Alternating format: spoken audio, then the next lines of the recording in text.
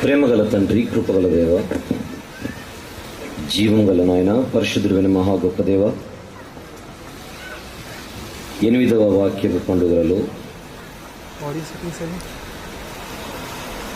ఏర్పరచబడినటువంటి అంశంను గురించి మరింతగా ఆలోచించుటకు 14వ సెషన్లోనికి మేము ప్రవేశిస్తున్నాము. నాయన, మాకు నేర్పించి మా జీవితాలను బలపరచమని మీ ప్రియకుమారుడు, మా ప్రభు ప్రియ రక్షకుడు యేసుక్రీస్తు ప్రభు వారి పరిశుద్ధ నామములో ఈ ప్రార్థన మీ పాదముల చెంత వేడుకొనుచున్నాము తండ్రి. ఆమేన్. ప్రభునందు ప్రియులారా, శ్రమలలో సంతోషమా? మనిషికిది సాధ్యమా? ఈ అంశాన్ని మనం మాట్లాడుకున్నట్టుకు బైబిల్లోని ఒక పత్రికను ఆధారం చేసుకొని ప్రయాణం చేస్తున్నాం. అది ఫిలిప్పీ పత్రిక. ఫిలిప్పీ పత్రికలో ప్రస్తుతం మనము మొదటి అధ్యాయంలో ఉన్నాం. మొదటి అధ్యాయం ఒకసారి మనం చూడగలిగితే, మొదటి అధ్యాయాన్ని ఒక్కసారి మనం చూడగలిగితే అందులో 30 వచనాలు. రైట్. ప్రస్తుతం మనము ఈ అధ్యాయంలో 2 భాగాలను ముగించుకొని 3వ భాగంలో ఉన్నాం. ఫిలిప్పీ పత్రిక వివరణలో 3వ భాగంలో ఉన్నాం. 12 నుండి 18 వచనాలు. మునుపటి సెషన్లో మనం మాట్లాడుకున్నది శ్రమలను పౌలు గారు ఒక వాహనంగా ఆయన మలుచుకొని ఆ వాహనములో నుండి ఆయన సువార్తను ప్రకటించడం. ఇది మన చరిత్రలో మనం ఎరుగని విద్య, ఎరుగవలసిన విద్య.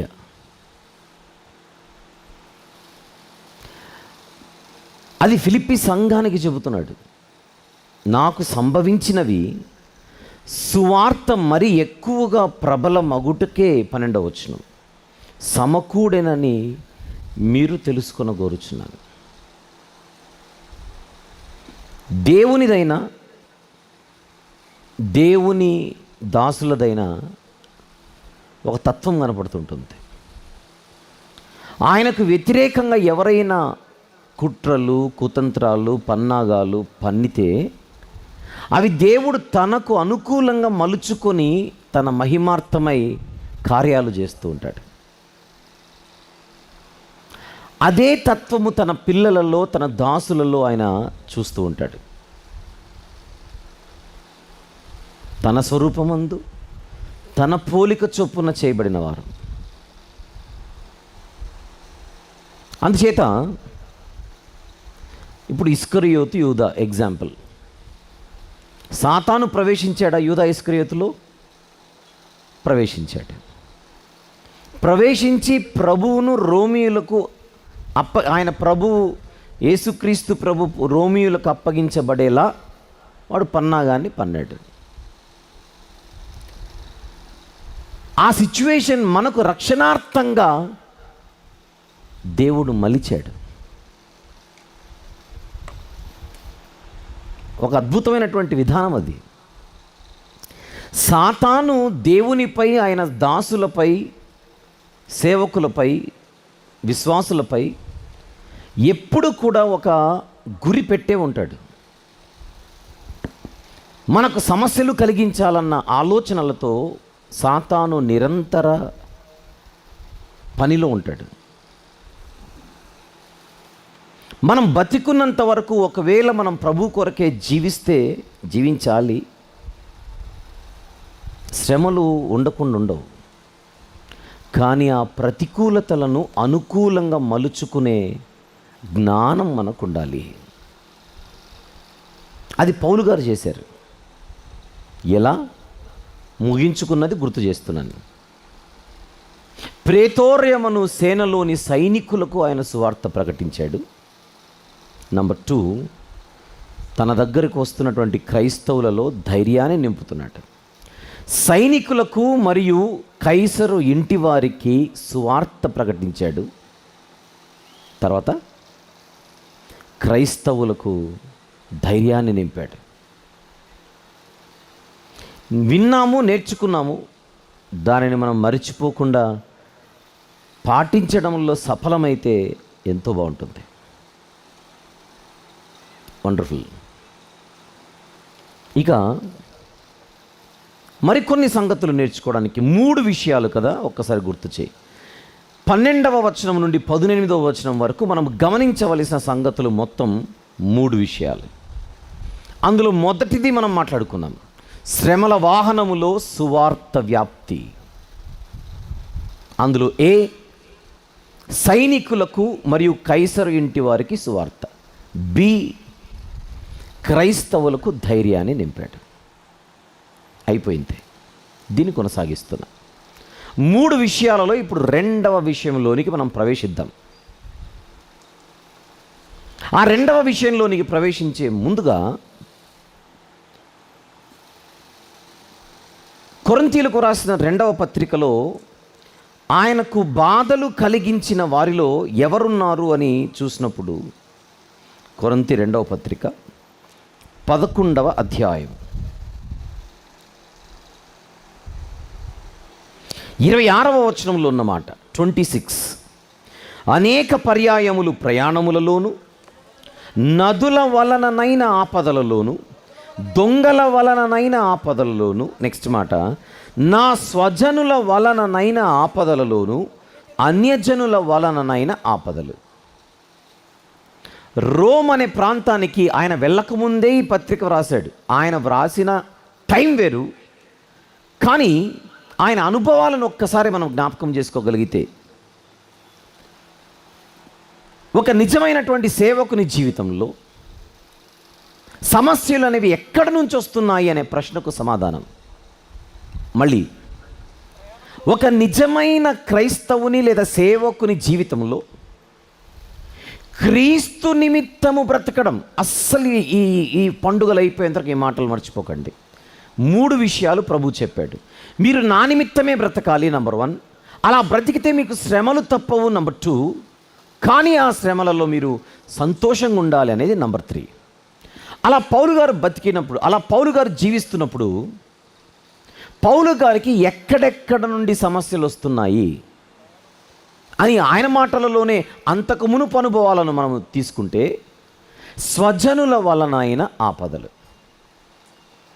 పౌలు గారి స్వజనులు ఎవరు? యూదులు.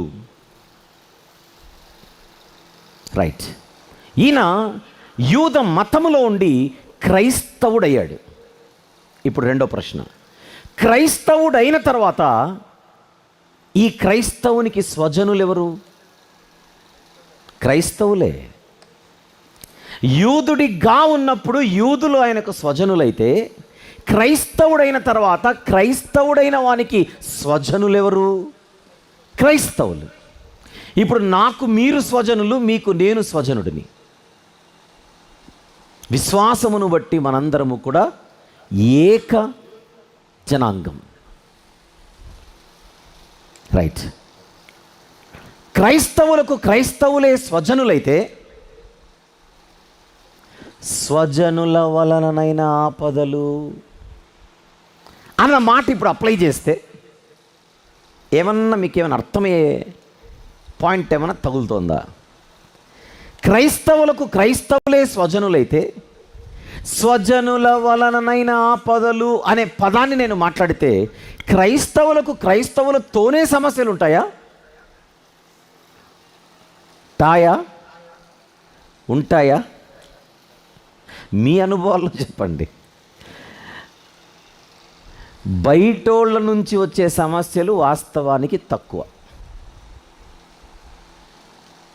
మనము సేవలో ఉన్నప్పుడు, మనం పరిచర్యలో ఉన్నప్పుడు బయట వారి నుండి వచ్చే సమస్యలు నిజాయితీగా మాట్లాడితే తక్కువ.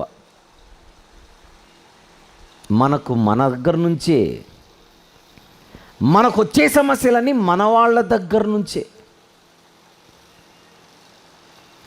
బయట వారి నుంచి వచ్చే సమస్యల కోసం ఒక జండు బాంబు సరిపోతుంది. మనోళ్ళ దగ్గర నుంచి వచ్చే సమస్యలకు ఒక బాక్సే తెచ్చుకోవాలి. అవసరమైతే హోల్సేల్కి వెళ్ళి ఆర్డర్ పెట్టుకోవాలి. లేదా తయారు చేసే కంపెనీ వాళ్ళ దగ్గరికి వెళ్ళి రెగ్యులర్ సప్లై ఇవ్వమని చెప్పాలి. ఎందుకంటే ఇది నిరంతరము కురిసే మంచు బిందువులు. మనకున్న సమస్యలు, మనకు వచ్చే సమస్యలు మనోళ్ళతోనే. ఇది పౌలు గారికి కూడా ఒక పెద్ద సమస్యగా తన జీవితంలో ఉండేది. ఒక చిన్న మాట చెప్తాను. నేను హైదరాబాదులో ఉన్నాను. హైదరాబాదులో నా స్వజనులు ఉన్నారు. ఎవరు? నా క్రైస్తవ సోదరులు, సోదరీమణులు. ఇప్పుడు నాకు వీళ్ళ దగ్గర నుంచి నాకు విపరీతమైన సమస్యలు వస్తున్నాయి అని అనుకోండి. ఒక నిర్ణయానికి వస్తాను. ఇప్పుడు నేను ఒక నిర్ణయానికి వస్తాను. ఈ హైదరాబాదులో ఉంటే వీళ్ళతో భరించలేకున్నాను, ఖాళీ చేసి విజయవాడకి వెళ్దామని డిసైడ్ అయిపోయా. నా పిచ్చి గారిని, విజయవాడలో నాకు సమస్యలు రావాయేంటి? విజయవాడలో కూడా నా స్వజనులు ఉంటారు. వాళ్ళు ఇప్పుడు పడగలు లేపుతారనమాట. విజయవాడలో సమస్యలు వచ్చాయి కదా అని నేను రాజమండ్రికి వెళ్ళాను అనుకోండి, మళ్ళీ పిచ్చి కానీ రాజమండ్రిలో ఉన్న నా స్వజనుల వలనైన సమస్యలు. నేను ఏ ఊరికి వెళ్ళినా, ఏ ప్రాంతానికి వెళ్ళినా అక్కడ నా స్వజనులు అన్నవారు ఎవరైతే ఉంటారో వారిలో అందరి దగ్గర నుంచి రావు, ఖచ్చితంగా వస్తాయి వారిలో కొందరి దగ్గర నుంచి. ఇప్పుడు ఈయనను పట్టుకుంది యెరూషలేములో, బంధించింది కైసరయ్యలో, తీసుకొచ్చింది రోముకు. రోముకు వచ్చిన తర్వాత ఏం జరిగిందంటే, సైనికుల మధ్య ఉండి సువార్తను అద్భుతంగా ప్రకటిస్తున్నాడు. కైసరు ఇంటి వారికిని, అక్కడున్న సైనికులకు, ఇంకా సహోదరులైన వారు ఆయన యొద్దకు వస్తూ ఉంటే, సహోదరులు అంటే ఎవరని చెప్పాను ఇంతకుముందు? క్రైస్తవులు. రోమ్ పట్టణంలో ఉన్న క్రైస్తవులు ఆయన దగ్గరికి వస్తూ ఉంటే, పోనీ యూదులు వస్తూ ఉంటే, క్రైస్తవులు వస్తూ ఉంటే, వారికి నజరేయుడైన యేసును గూర్చిన సువార్త ప్రకటిస్తుంటే ఆయన ధైర్యాన్ని చూసి, ఆయన జీవితాన్ని చూసి ఎంతో స్ఫూర్తి చెంది నిర్భయముగా అనేక మంది బయటికి వెళ్ళి దేవుని వాక్యమును ధైర్యముతో చెప్పడం మొదలుపెట్టారు. విషయం ఏంటంటే, దాని ఫలితంగా పౌలు గారికి మంచి పేరు రావడం స్టార్ట్ అయింది. బయటికి వెళ్ళిన వాళ్ళందరూ కూడా ఆయన గురించి మాట్లాడుకుంటున్నారు. వచ్చిన అనతి కాలములోనే ఈయన లోపలున్నా, ఎక్కడున్నా, హౌస్ అరెస్ట్ అయి ఉండి బయటికి రాకున్నా, ఆయన పేరు మాత్రం బయట మారుమ్రోగిపోతోంది. ఎప్పుడైతే మారుమ్రోగిపోతుందో, ఆల్రెడీ అక్కడ క్రైస్తవులు ఉన్నారని మాట్లాడుకుంటూ వస్తున్నాం. ఆల్రెడీ అక్కడ క్రైస్తవులు ఉన్నారు అని అంటే, అక్కడ క్రైస్తవుల మధ్య క్రిస్టియన్ స్పీకర్లు ఉంటారా ఉండరా? ఆల్రెడీ క్రైస్తవులు ఉన్నారు అని అంటే అక్కడ క్రైస్తవ బోధకులు ఉండి ఉంటారా ఉండరా? ఉంటారా? అప్పటికే ఎప్పటి నుంచో ఉన్న క్రైస్తవ బోధకులు ఎవరైతే ఉన్నారో వారికి నిన్నగాక మొన్నొచ్చిన పౌలు గారికి వస్తున్న పేరును చూస్తుంటే తట్టుకోలేకపోతున్నారట.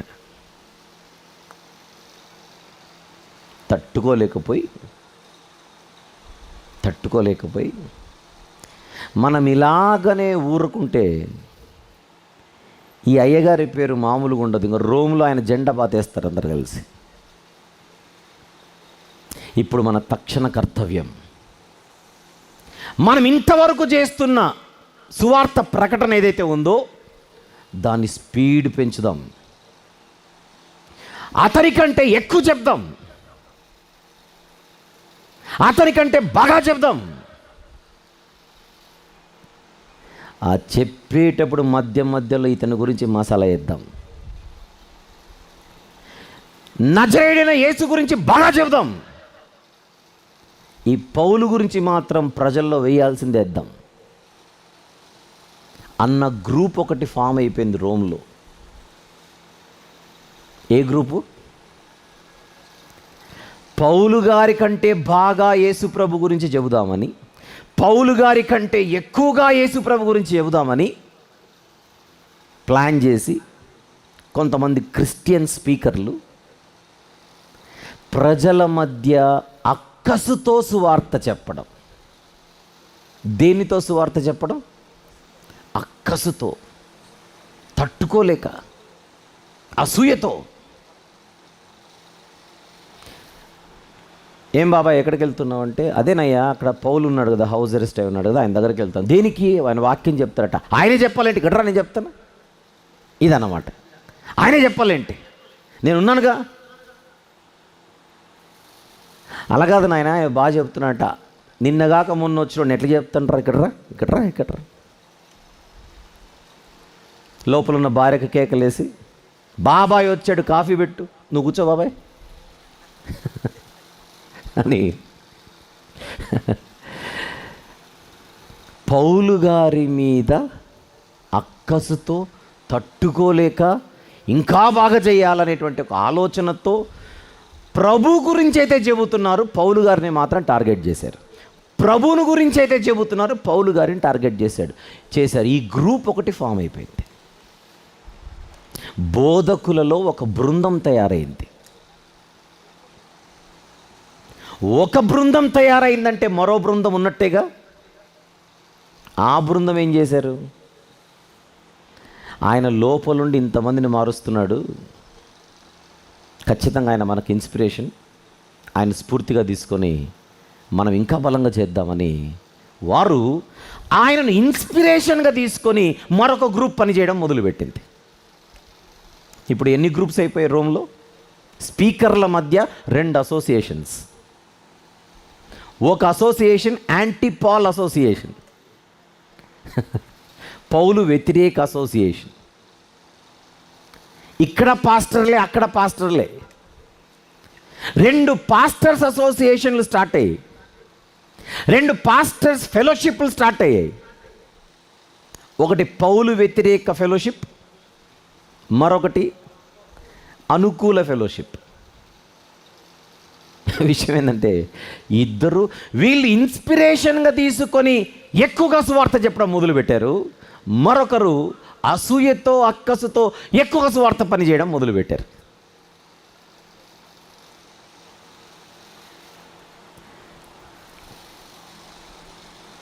ఒకరేమో కక్షతోనూ, మరొకరేమో ఇష్టముతోనూ. రండి ఇప్పుడు స్టార్ట్ చేద్దాం.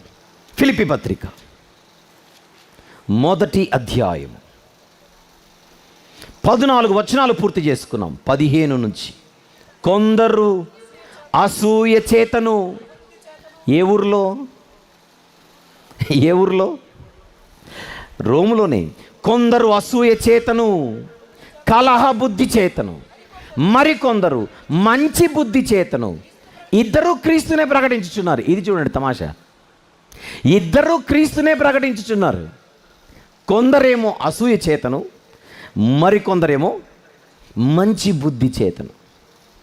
వారైతే నా బంధకములతో కూడా నాకు శ్రమ తోడు చెయ్యవలెనని తలంచుకొని, శ్రమ అండర్లైన్ చేద్దాం, శ్రమ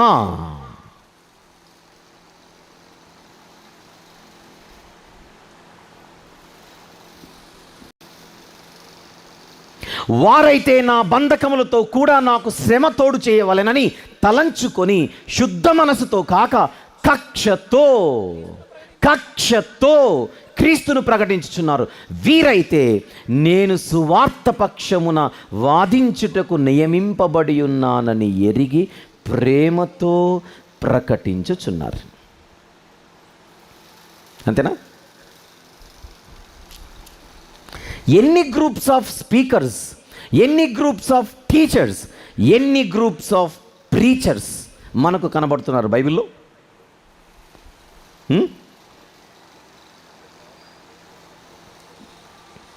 టూ. ఎప్పుడు? 2000 సంవత్సరాల క్రితం. ఇంకా లోపలికి వెళ్తే పాత నిబంధనలో కూడా ఉన్నారు. ఇప్పుడు మనం ఇక్కడ మాత్రం నిలబడి మాట్లాడదాం. 2000 సంవత్సరాల క్రితం క్రైస్తవ ప్రజల మధ్య 2 రకాల బోధకులు, రిపీట్. 2000 సంవత్సరాల క్రితం క్రైస్తవ ప్రజల మధ్య 2 రకాల క్రైస్తవ బోధకులు,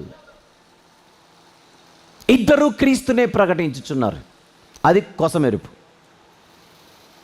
కానీ ఒకరేమో అసూయ చేతను, కలహ బుద్ధి చేతను. ఎలా ఉంటాయి? అసూయ చేత, కలహ బుద్ధి చేత క్రీస్తును ప్రకటించే బోధలు ఎలా ఉంటాయి? బాగా విందాం. అసూయ చేత, కలహ బుద్ధి చేత బోధిస్తే బోధలు ఎలా ఉంటాయి? గంటసేపు ప్రసంగంలో, గంటసేపు మెసేజ్ చెప్పినప్పుడు ఒక అరగంట ప్రభు గురించి, అరగంట మనిషి గురించి, ఒక అరగంట ప్రభు గురించి, మరొక అరగంట మనుషుల గురించి.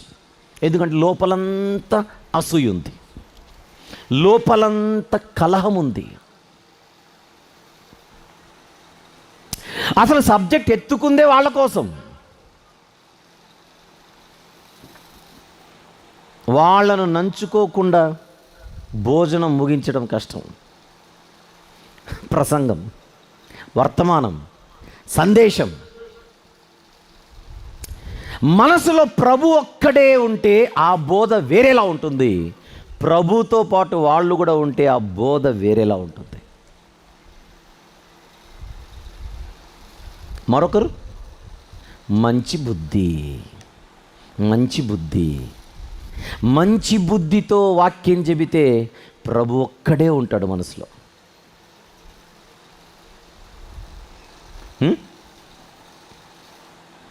ఇప్పుడు మనలాంటి వాళ్ళు ఏ జాబితాలో ఉండాలి? మంచి బుద్ధితో ప్రభు గురించి చెప్పే జాబితాలో ఉండాలి.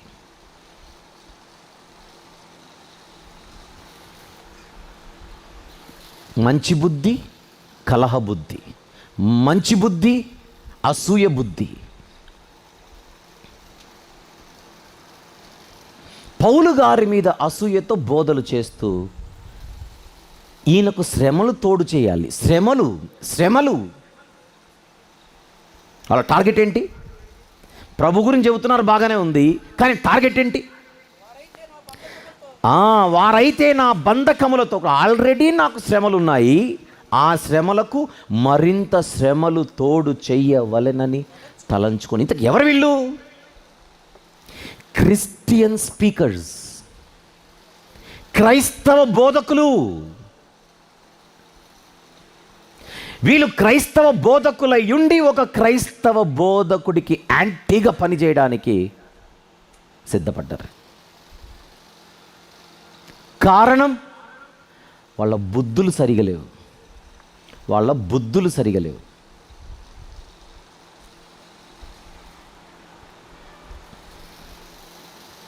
ఇది ఆరోగ్యకరమైన బుద్ధి కాదు, ఇది హెల్దీ మైండ్ కాదు. అది ఎప్పుడు ద్వేషభావాలు, ఎప్పుడు కోపతాపాలు, ఎప్పుడు ముఖమంతా చిట్లించేసుకొని కారాలు మిరియాలు.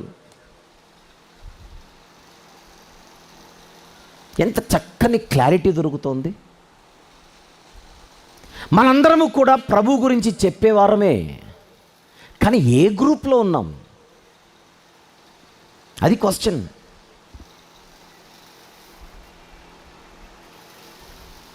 అది క్వశ్చన్. 12వ వచనం నుండి 18వ వచనం వరకు ధ్యానిద్దామన్నానే. అందులో 3 విషయాలు నేర్చుకుందామన్నాను కదా. అందులో మొదటి విషయము ఇంతకుముందు సెషన్లో మాట్లాడుకున్నాం. ఇప్పుడు మనం మాట్లాడుకొనుచున్నది 2వ విషయం. శ్రమల వాహనములో సువార్త వ్యాప్తి అన్నది మొదటిదైతే, ఇప్పుడు 2వది ఏంటో స్క్రీన్ మీద చూద్దాం.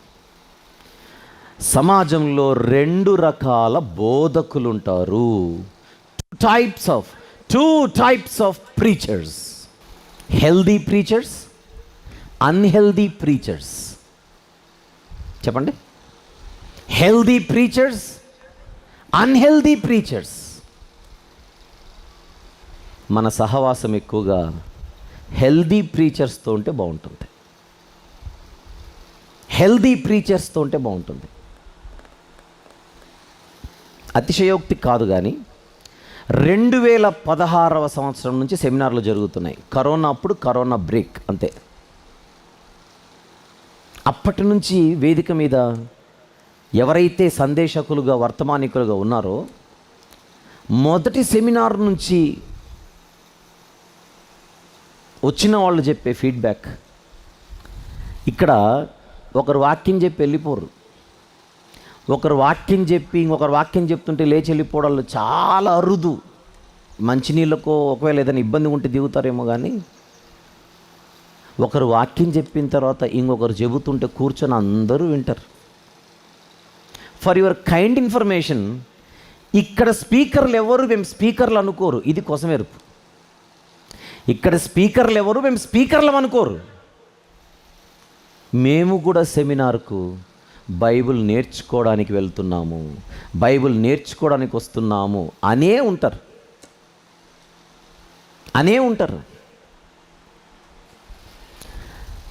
ప్రభు కిరణ్ గారు, చాంద్ బాషా గారు ఫస్ట్ దానియేలు గ్రంథం జరిగిందా, ఎస్తేర్ గ్రంథం జరిగిందా? దానియేలు గ్రంథం పెద్ద సెమినార్ పెట్టారు. 4 నెలలు 5 నెలలు బ్రేక్ తీసుకొని ఎస్తేర్ గ్రంథం అడిగారు. మొన్ననే పెట్టారు కదా, మళ్ళీ 5 నెలల్లో ఎలా పెడతారు మీరు? పెట్టినా రావాల కదా, జనాలు కూడా రావాల కదా, అంత త్వరగా పెడితే ఎలా అంటే, ఎవరు రాకున్నా మేము కూర్చుంటాం మాకు చెప్పండి అన్నారు. అది చూడండి, ఎవరు రాకున్నా మేము కూర్చుంటాం మాకు చెప్పండి అని.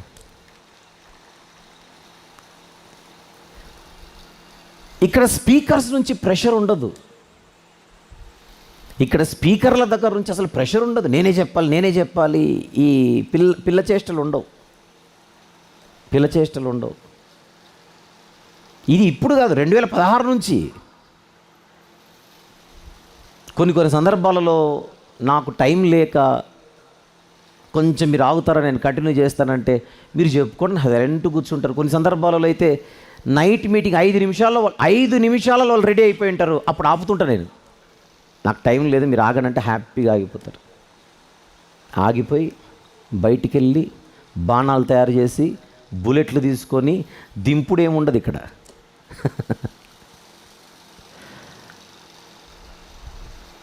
ఇంకొక గొప్ప సంగతి చెప్పనా, మన సెమినార్లలో నాతో సహా అందరూ విద్యార్థులే.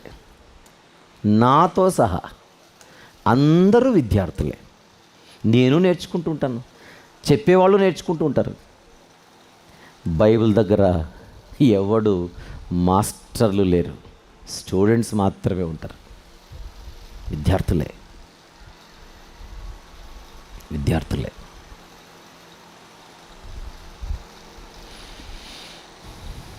ఏ బుద్ధితో సేవ చేయాలి? మంచి బుద్ధి, శుద్ధ మనస్సు, భలే ఉంటుంది. అప్పుడు సహవాసములోని మాధుర్యం అనుభవిస్తాం మనం. సహవాసం అనేది ఒకటి ఉంటుంది, ఆ సహవాసములోని మాధుర్యం, ఆ ఫెలోషిప్ని ఏమంటారో చెప్పనా? Sweet fellowship. ఏం fellowship? Sweet fellowship, not bitter fellowship. చేదైన సహవాసం కాదు, మంచి సహవాసం, ప్రేమతో కూడుకున్న సహవాసం, ప్రేమలు మాత్రమే కనబడే సహవాసం,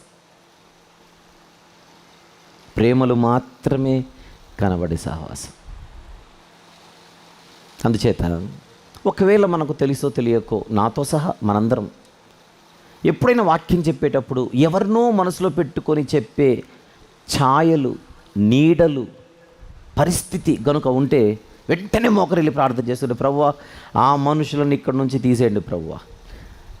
కంప్యూటర్ భాషలో షిఫ్ట్ డెలిట్. ఏంటి బాబు షిఫ్ట్ డెలిట్ అంటే? నాకు తెలియదు, చెప్పండి.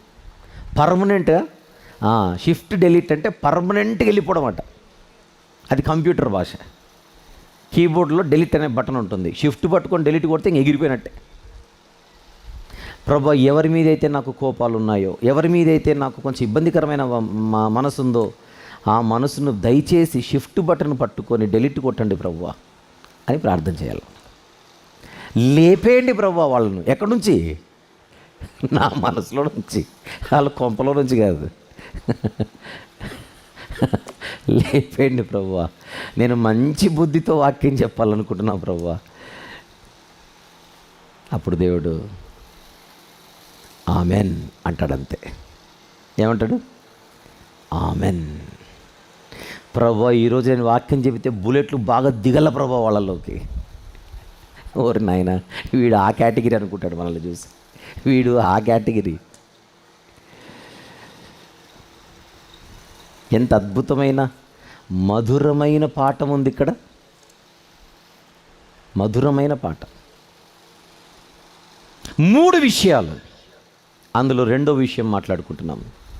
సమాజంలో అన్ని తరాలలో ఈ 2 గ్రూప్స్ ఉంటారు. మంచి బుద్ధితో సేవ చేసేవారు, కక్ష బుద్ధితో, కలహ బుద్ధితో, అసూయతో సేవ చేసేవారు. మన జీవితాలు ఎప్పుడు బాగుంటాయి? ఎవరితో సహవాసం ఉంటే బాగుంటుంది? మంచి బుద్ధితో, హెల్దీ మైండ్తో సేవ చేసే వాళ్ళు ఉంటారే, వాళ్ళతోనే ఉండాలి. అప్పుడు మనం కూడా హెల్దీగా ఉంటాం. రైట్. ఇప్పుడు అసలు సంగతికి వద్దాం. 2 విషయాలు చెప్పానా? ఇంతకు మన టాపిక్ ఏంటి? శ్రమలలో సంతోషమా? మనిషికి ఇది సాధ్యమా? ఇప్పుడు కొత్త సమస్యలు 12వ వచనం నుండి 17-18 వచనాల వరకు చదివితే ఆయనకు మరొక సమస్య కనపడుతుంది. ఏమిటది? స్వజనుల వలనైన సమస్యలు. ఇంతగా స్వజనులు ఎవరు? క్రైస్తవులే. ఈయన బోధకుడైతే వాళ్ళు బోధకులే. ఒక క్రైస్తవ బోధకునికి మరొక క్రైస్తవ బోధకులతో సమస్యలు. ఏమిటి ఆ సమస్యలు? వాళ్ళు మామూలుగా వాక్యం చెప్పి ఆమెనట్లా, వాళ్ళు ఎప్పుడు వాక్యం చెప్పినా నన్నే ఎత్తుకుంటున్నారు. వాళ్ళు ఎప్పుడు వాక్యం చెప్పినా నేనే టార్గెట్. వాళ్ళు ఎప్పుడు వాక్యం చెప్పినా నన్ను నంచుకుందే వాళ్ళు వాక్యం ముగించట్లా. ఖచ్చితంగా అది ఇబ్బందికరమైన పరిస్థితే.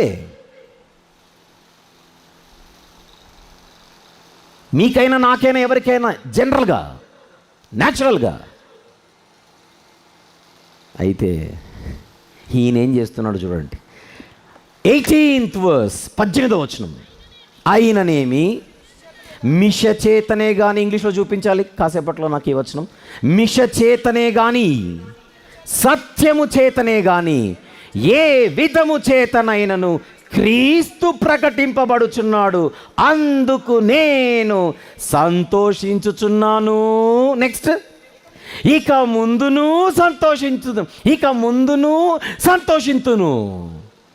శ్రమలలో సంతోషం సాధ్యం. ఎలా? ఈ మైండ్ ఉంటే సాధ్యమే. ఈ మైండ్ ఉంటే పాసిబుల్. గంట మెసేజ్లో 20 నిమిషాలు నీ గురించే అన్నారు అక్కడికి వెళ్ళిన వాళ్ళు.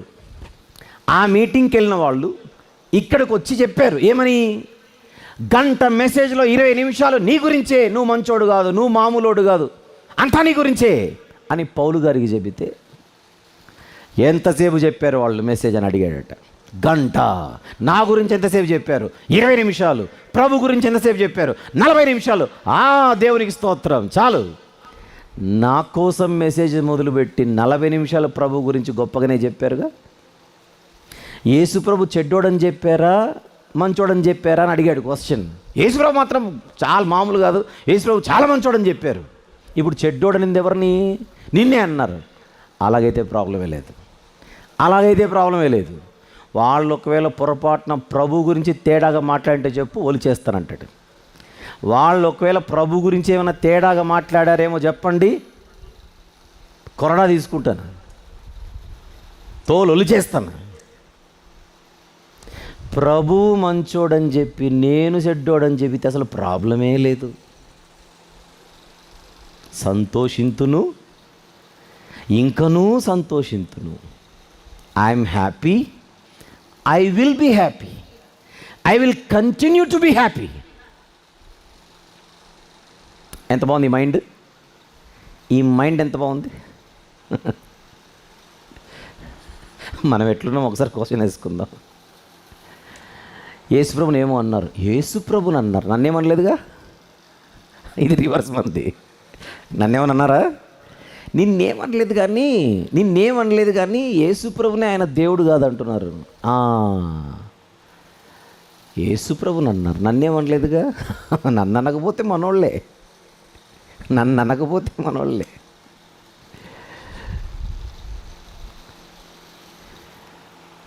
ఏ మైండ్తో మనం ఉండాలో బైబిల్ ఎంత చక్కగా నేర్పిస్తోంది.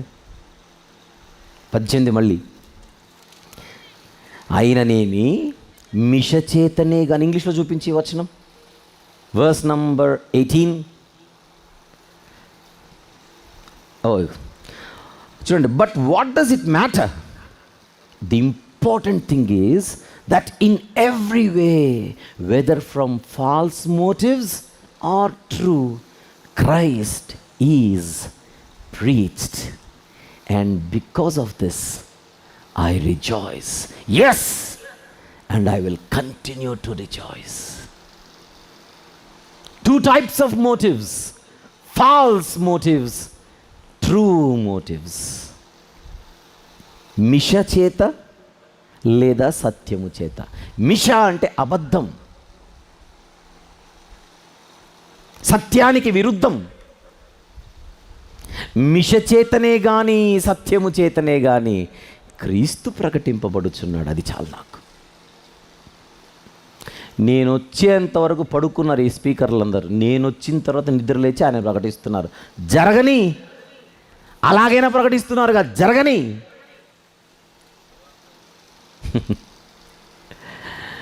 శ్రమలలో సంతోషంగా బతికే విధానం ఇదే. ఎలాగో వాళ్ళని ఆపలేం. పోనీ వాళ్ళ దగ్గరికి వెళ్ళి నా గురించి మాట్లాడదు బాబు అంటే ఇంకా ఎక్కువ మాట్లాడతారు.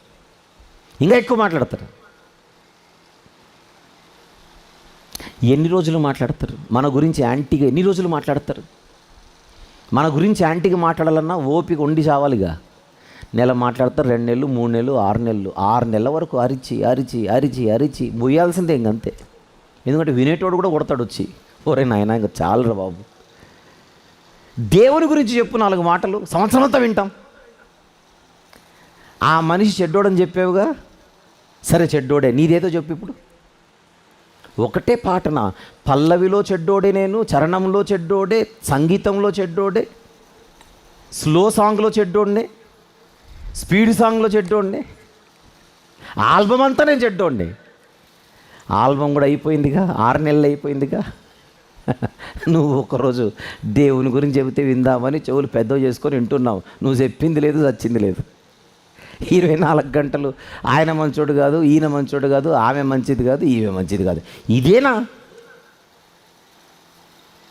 మీరు ఏ కాలేజ్ అని అడగాలి. అంతే, మీరు ఏ కాలేజ్?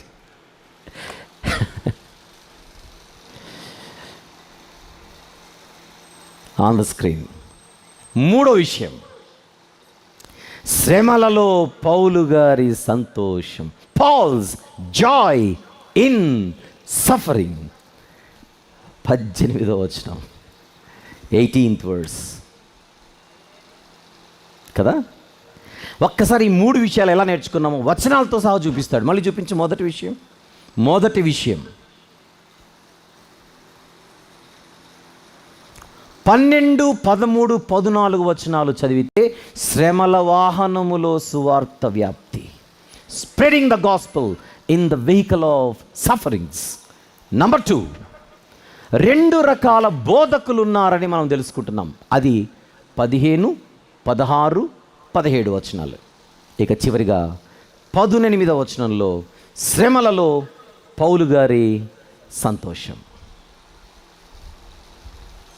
రైట్. ఈ మొదటి అధ్యాయంలో మొదటి 2 వచనాలు చదివినప్పుడు ఆయన ఎలా సంతోషిస్తున్నాడో నేర్చుకున్నాం. ద్వేషాన్ని తీయుటలో సంతోషం.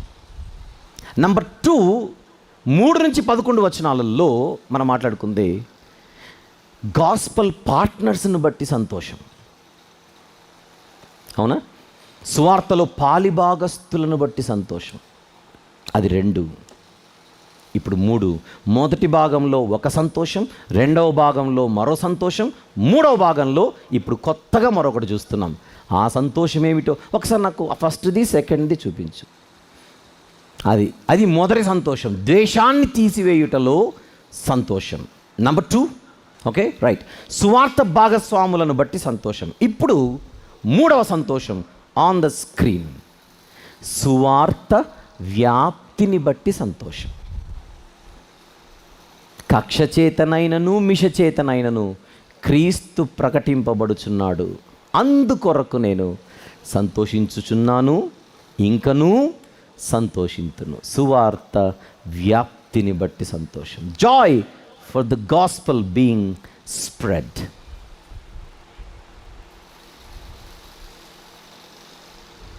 సో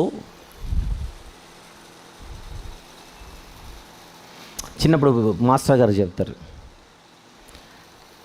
ఒక పెద్ద బోర్డు, నల్ల బోర్డు తెల్ల బోర్డు తీసుకొని, ఒక వైట్ బోర్డు అనుకోండి, వైట్ బోర్డుపై ఒక మార్కర్ తీసుకొని చుక్క పెట్టాడు. ఏం కనపడుతుంది అని అడిగారు అక్కడున్న మాస్టర్ గారు. అందరు చెప్పారు, మాకు చుక్క కనపడుతుంది, చుక్క కనపడుతుంది, చుక్క. మీకు అర్థమైందో లేదో పాయింట్. మళ్ళీ ఒక వైట్ బోర్డులో ఒక మార్కర్ తీసుకొని ఒక చుక్క పెట్టి ఏం కనపడుతుంది అన్నాడు. అంతే. అందరూ చుక్క కనపడుతుంది, చుక్క కనపడుతుంది, చుక్క కనపడుతుంది. అప్పుడు అందరికీ చెప్పాడు, ఆ చుక్కను చూసినంత కాలం మీకు చుక్కలు తప్పవు. అంత పెద్ద బోర్డు కనపడుతుంటే ఆ చుక్కనే చూస్తున్నారా? ఆ చుక్కను పక్కన పెట్టి మిగిలింది చూడండి అని అడిగితే విశాలంగా తెలుపు రంగులో అందమైన బోర్డు ఉంది. అంత అందమైన బోర్డులో, విశాలమైన అందమైన తెల్లని బోర్డులో ఒక నల్లని చుక్కుంటే ఆ నల్లని చుక్క గురించే నువ్వు ఆలోచిస్తూ దాన్ని చూస్తూ బతకడం కంటే దాన్ని పక్కన పెట్టి మిగిలిన తెలుపు రంగులో ఉన్న అందమైన బోర్డును చూడు.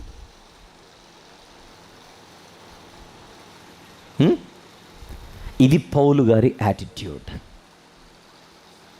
శ్రమలు అనేది ఒక నల్లని చుక్క, చిన్నది. ఆ చుక్కను పక్కన పెడితే అక్కడున్న ప్రయోజనాలన్నీ చూస్తున్నాడు. నన్ను తిట్టారు అనేది చుక్క, ప్రభువును ప్రకటించారనేది తెల్లని పరిస్థితి. దాన్ని చూద్దాం. శ్రమలలో సంతోషం, శ్రమలలో ఆనందం. This is the mind set what we require. మనకు అవసరమైన మనస్తత్వం ఇది, మనకు కావలసిన మనస్తత్వం ఇది. ఆలోచించండి, మనం ఎక్కడైనా మెరుగుపడాలని అనిపిస్తూ ఉంటే మెరుగుపడదాం, మార్చుకుందాం. రాత్రి మీటింగ్లో దీని కొనసాగింపు. రాత్రి అంటే ఎప్పుడో కాదు, జస్ట్ 1 అవర్ తర్వాత అంతే. అది కూడా ఎందుకు బైబిల్ ఏం చెప్పింది? కనికరము గలవారు ధన్యులు, అందును బట్టి. ప్రార్థన. ప్రేమగల తండ్రి, కృపగల దేవ, ఈ 4వ దినము ఉదయం నుంచి ఇంతవరకు ఎన్నో సంగతులు మేము నేర్చుకున్నట్టుకు కృప చూపారు నాయన. మా జీవితాలను మీరు కదిలిస్తున్నందుకు స్తుతులు చెల్లిస్తున్నాం. మీ వాక్యము చేత కట్టుచున్నందుకు స్తుతులు చెల్లిస్తున్నాం. విధేయులమై ఈ వాక్య ప్రకారంగా మేము జీవించుటకు సహాయం చేయమని, రాత్రి సభను కూడా దీవించమని వేడుకొనొచ్చు. యేసు ప్రభు వారి పరిశుద్ధ నామములు ప్రార్థన సమర్పిస్తున్నాము తండ్రి. Amen, amen, amen.